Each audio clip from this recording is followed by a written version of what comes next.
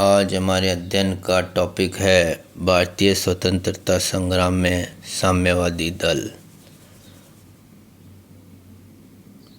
अक्टूबर 1920 में मानवेंद्र नाथ राय जी के नेतृत्व में ताशकंद में भारत के साम्यवादी दल की स्थापना हुई। हिंदुस्तान की कम्युनिस्ट पार्टी और थर्ड इंटरनेशनल की अपील का कांग्रेस पर पर्याप्त प्रभाव पड़ा। कांग्रेस के 1922 के गया अधिवेशन में मजदूर संगठन पर एक प्रस्ताव पास किया गया। इस प्रस्ताव में कहा गया था कि अपनी हालत सुधारने के लिए, अपने न्यायोचित अधिकार प्राप्त करने के लिए तथा भारतीय श्रम और भारतीय साधनों के शोषण को रोकने के लिए भारतीय मजदूरों को संगठित होना चाहिए। 1925 में सत्यभक्त नामक व्यक्ति ने कानपुर में भारतीय साम्यवादी दल की स्थापना की। इस दल का उद्देश्य भारत को ब्रिटिश साम्राज्यवाद के आधिपत्य से मुक्त करना, उत्पादन तथा वितरण के साधनों के सामाजिकरण पर आधारित मजदूरों और किसानों का गणतंत्र स्थापित करना था।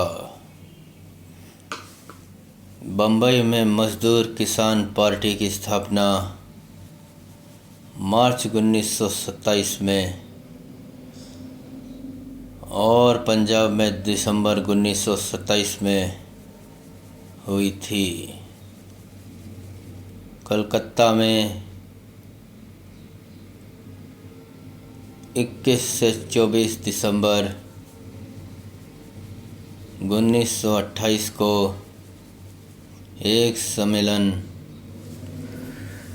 सोहन सिंह जोशी की अध्यक्षता में हुआ था। इस सम्मेलन में अखिल भारतीय मजदूर किसान पार्टी की स्थापना हुई। 20 मार्च 1929 को भारत के प्रमुख साम्यवादी नेताओं को गिरफ्तार कर लिया गया। 31 व्यक्तियों पर मेरठ की अदालत में मुकदमा चलाया गया। इनमें से 27 व्यक्तियों को कड़ी सजाएं दी गईं। बाद में ब्रिटिश ट्रेड यूनियन कांग्रेस और विश्व जनमत के दबाव पर इन अभियुक्तों की सजाएं कम कर दी गईं। 1934 में कम्युनिस्ट पार्टी को अवैध घोषित कर दिया गया। इसके अतिरिक्त मजदूर संगठन भी गैर कानूनी घोषित कर दिए गए। गैर कानूनी घोषित कर दिए जाने पर भी कम्युनिस्ट पार्टी अपना काम करती रही और उसका कार्य क्षेत्र घटने की बजाय बढ़ता चला गया। 1934 में समाजवादियों ने कांग्रेस सोशलिस्ट पार्टी की स्थापना की, जिसका उद्देश्य भारतीय स्वतंत्रता आंदोलन को तीव्र करना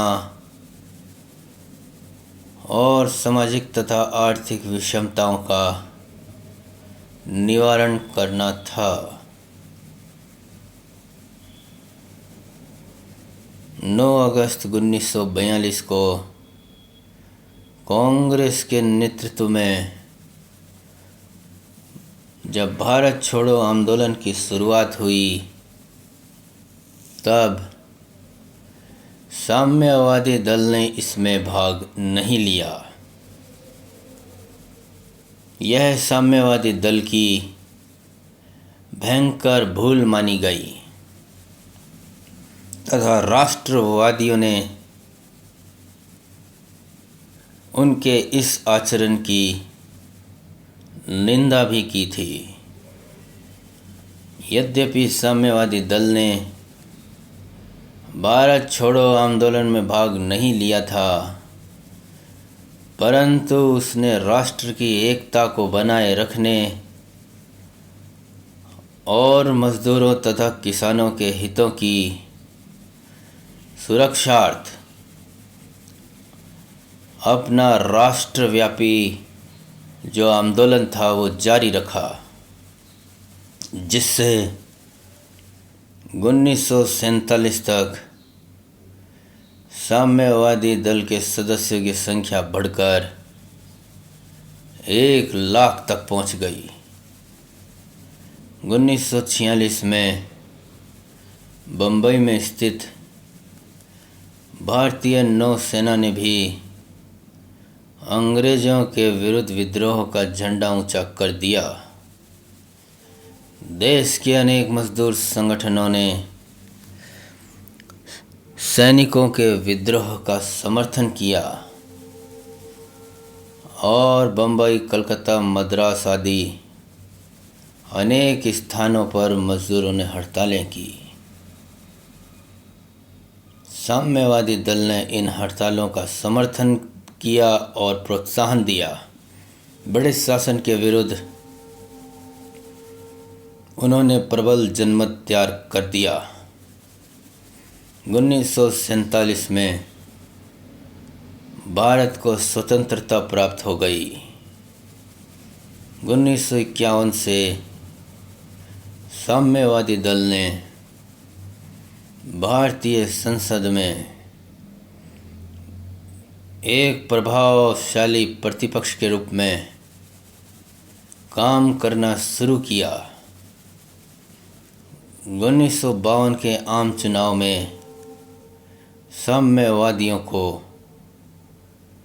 लगभग 60 लाख मत प्राप्त हुए, जो उसकी लोकप्रियता का सूचक था। ये था साम्यवादी दल का भारतीय स्वतंत्रता संग्राम में योगदान। Thank you.